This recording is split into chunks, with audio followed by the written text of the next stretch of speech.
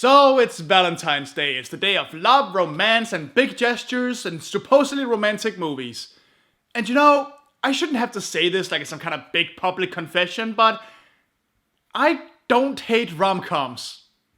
If there's a film genre that gets more shit out there than horror, it's rom-coms. They're almost exclusively known as sappy, shoddily written, unfunny, and sometimes downright offensive diatribes with next to no redeeming qualities, and only a few classic exceptions among them, like, say, When Harry Met Sally or something like that. Now, I have seen a few that I enjoyed just fine. As long as they manage to actually be genuinely funny or sweet on occasion, I don't really see the problem with a story about two people falling in love and or potentially getting married. I'm not gonna rush to the theater to see them or anything, but some folks enjoy it, and sometimes everybody needs a little bit of mush. So if I end up seeing them for one reason or another, fine, I don't mind. But while there certainly is some good stuff, there are those movies that just prove the genre's bad reputation right. So considering the date, I want to finally tear into a movie that's been pissing me off for about 8 years if I as much as mention the title. One of the few films that made me angry while watching. One of the most infuriating movies I've ever watched. Ladies and gentlemen, I give you Bride Wars. Ooh. Trust me on this one, it's even worse than the title makes it sound, so I'm just gonna quit stalling and get it over with now. The story begins when two little girls, Liv and Emma, witness an expensive fancy wedding at the plaza in June, and instantly make it their life goals to have their own weddings there when they get married. And thus, the two grow up as absolutely inseparable friends, thanks to this one shared dream. Because that is literally the only goal a girl could ever have in life, right? A wedding. Ugh, good God, I already hate this thing. Look, they're so obsessed about this shit that even their boyfriends are fucking identical. And trust me, their characters are as bland as their faces. Anyway, they grow up into hardcore aggressive lawyer Liv, played by Kate Hudson, and grade school teacher Emma, played by Anne Hathaway, and are still as closely knit as ever, wondering when their big wedding day will finally happen. And then, one day, Liv finds something in her closet.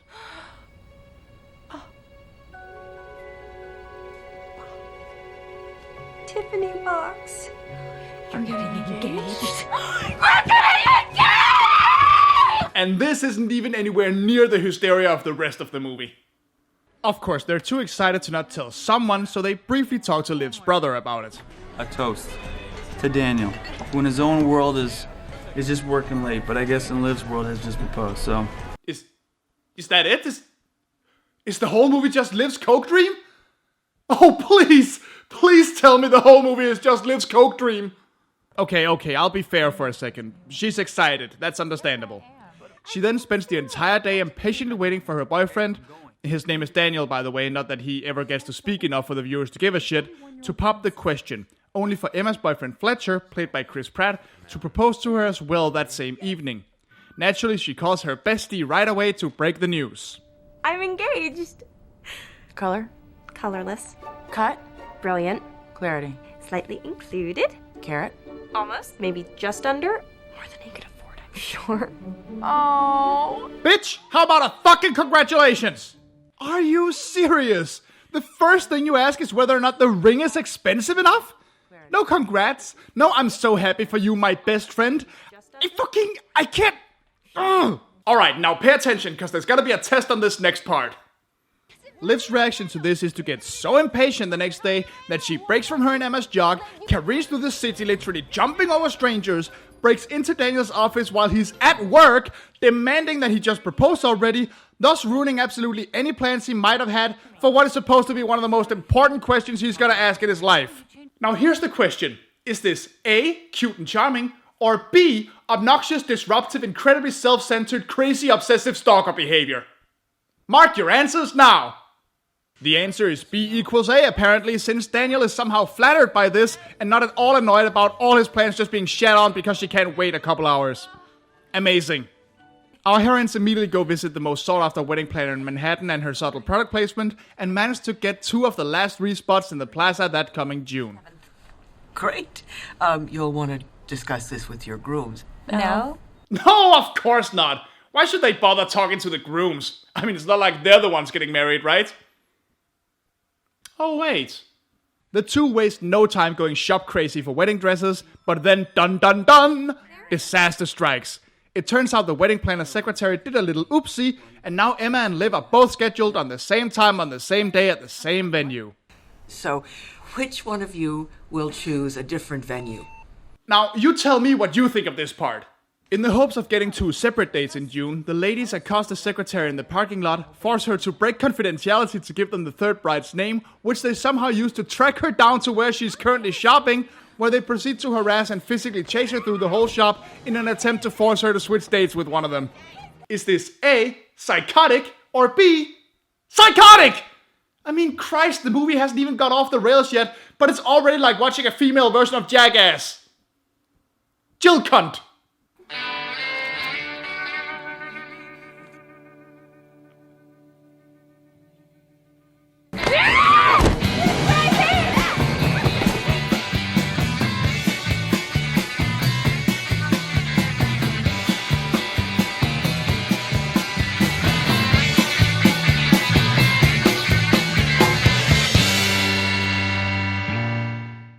So, oops, we have a problem.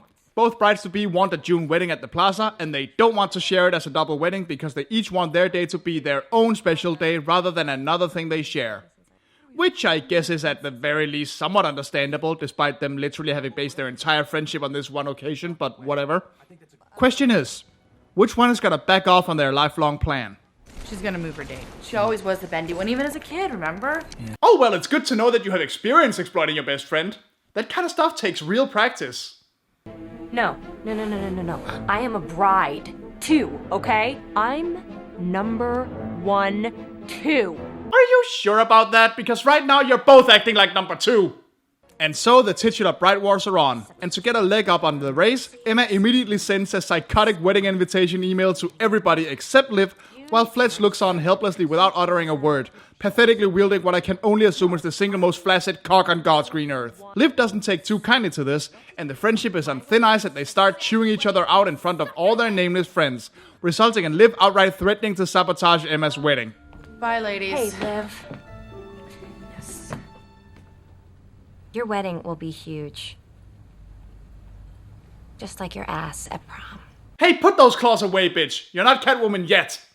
The time for just being catty is over, and the two start resorting to downright sabotage, including stealing each other's wedding plans. So now we can add all out thefts to the list of actual crimes these two commit just to piss each other off. Joy. Emma starts sending Liv snacks in order to deliberately fatten her up too much to fit her dress, and Liv fucks with Emma and Fletcher's dance lesson, which Fletch, by the way, clearly doesn't even want to be at. Look at the poor bastard. Giving them a clearly batshit crazy teacher instead. I am Ricky Koo, the Doctor of Dance.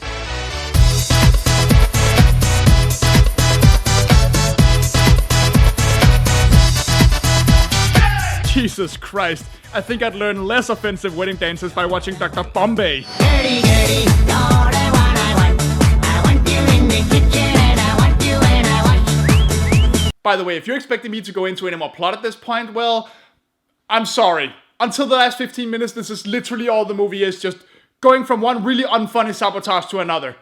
I can pretty much just run through them one by one, and you know what? I think I fucking will. From wedding announcements in their hometown newspaper using ugly photos to spreading rumors that Emma is pregnant and that is why she insists on the wedding happening fast, the whole thing just goes on and on and on. Oh, and of course the snack thing pays off as Liv can no longer fit the wedding dress. So what? Let it out. You don't alter Vera Wang to fit you. You alter yourself to fit Vera. This is not just Liv being crazy either. The dress shop owner actually said this to her when she was buying the damn thing. Because remember, ladies, the only way your wedding will be even half decent is if you torture and malnourish yourself to fit a dress that, ideally, you should only wear once in your whole life. But of course, according to Liv, we should already know this. What do boys learn in school? Well, since we're all being sexist anyway, math, science, history, geography, citizenship, literacy. Why do you ask, honey? Was your 2-page book report on Black Beauty too mentally taxing on your fragile, sensitive female soul? Well, don't worry. There's still jump rope and gym class to look forward to. The sabotage continues with Emma ending up with a Trumpish orange spray tan. Trump tan? Spray Trump? And Liv's hair turns out... My hair's blue! It's blue! I have blue hair! It's cool. I'd honestly much rather date Ramona Flowers anyway. I have a way better chance of surviving her 7 ex-boyfriends than I do one more minute of you bitches' bullshit! Not even the bachelorette party is safe, as Liv tries to take her mind off of things at a strip club. You know, that thing a man would have to spend the whole rest of any other movie defending himself for doing what we call a chauvinist woman hater, but it's okay because it's women this time, so it's totally not the same thing. Officer, not your husband is here to arrest you!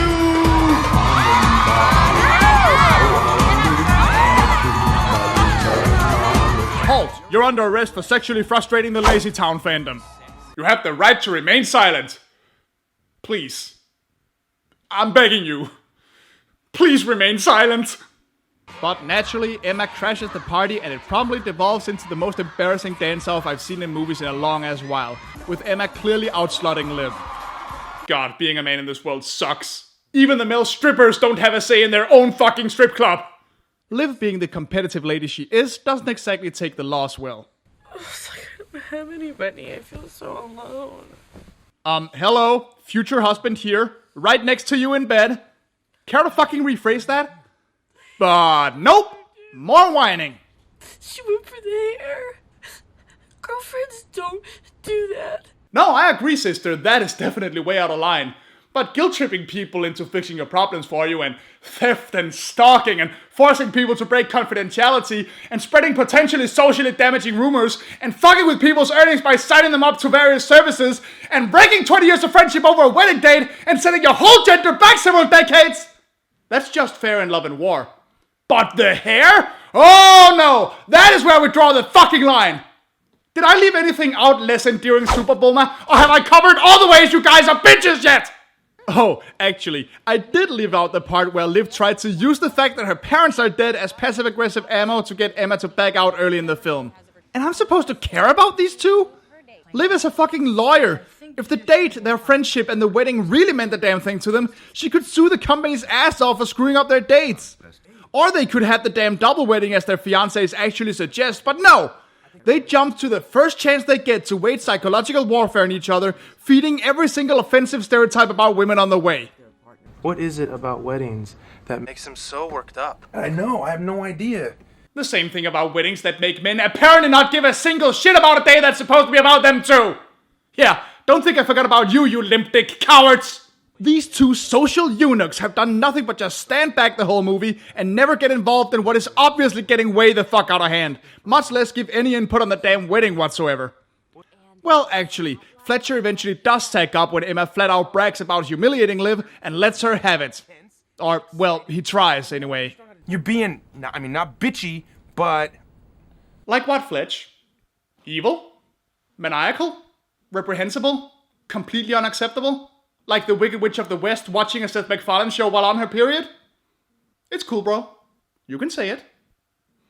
I shouldn't have so many. God, I can't even talk to you right now. You haven't tried. Have you realized? Do you I'm know talking how about hard you. this is for me? You have I not don't even know who you are. Yes, Fletcher. How dare you speak up? It's not like you're the one getting married. Oh, fucking wait! It's a tense time. We're fine. Whatever. I was gonna go to the gym. Bye. A little note to the writers. You really fucked up when the fiancé in your movie would rather hang out with giant weeds, raccoons, and space wrestlers than Mary Ann Hathaway. So in other words, then don't have so many feelings, but if I do, don't show them. Oh, I'm sorry. I didn't know how this machine worked. Anyway, the wedding day finally arrives with the two of them having their weddings across the hall from each other. They seem to finally start to doubt their behavior when Emma's father drops in to visit both of them and let them both know how much he loves them. Unfortunately, Liv has already set a plan in motion to play an embarrassing spring break video over Emma's wedding, and that is the straw that breaks the camel's back as she all-out assaults her so-called best friend. Huh. I never thought I'd get to use this gag twice, but, Hey there, mister, that's your sister. Boners are all poppin' at the cat fight. Cat fight. So finally, the two tire out and start to slowly realize just how absolutely crazy they've been acting. And with the enemy already weakened this time around, Fletcher gives the whole telling his fiancée off thing one more shot. You just ruined our wedding. You happy now? Your friend, history. Because she's a bad influence on you, and she always has been. Judging by that DVD, you're a lot more like her than I thought. And what does he get for finally saying what every single person not named Liv or Emma has been thinking the entire movie about the flat-out emotional and physical abuse they've rained down on each other? He gets dumped at the altar! You're in love with the girl that you met 10 years ago. I don't want to spend the rest of my life fighting, Fletch. We're caving. Neither do you. We're different. We want different things. Oh no. No. Don't you fucking dare try to pass this off as Emma being the strong one and go on some spiel about how Fletch fell in love with a girl who isn't there anymore. Of course he fucking did! You presumably weren't a raging psycho bitch at the time! Fletch is the only character to even try to make a lick of goddamn sense in this movie, but no. We're supposed to dislike him because in this universe, men's purpose is to be drooling yes men or get the fuck out of the way. And now Emma is trying to defend all the shit that they have pulled for 3 months because it somehow empowered her? Fuck you! And you know what? Fuck you too, Liv. Maybe, just maybe none of this would have happened if you weren't at best a passive-aggressive control freak, spending your entire time browbeating your supposed best friend to be your own personal private suck-up. Good God, you two deserve each other way more than you deserve either man. Just look at them when they try to make up. Will you stand up there with me? Where else would I be? Oh my fucking God. Can this movie just end with them marrying each other instead? It's still legal in most states. So Liv gets her way as always, and it ends with both ladies pregnant and due on the same date, this time simply being happy for each other. Good fucking grief. Okay, let me tell you a little story about when I first saw this movie. At the time, I was working at Denmark's biggest TV station for a movie review show called DR2 Premiere.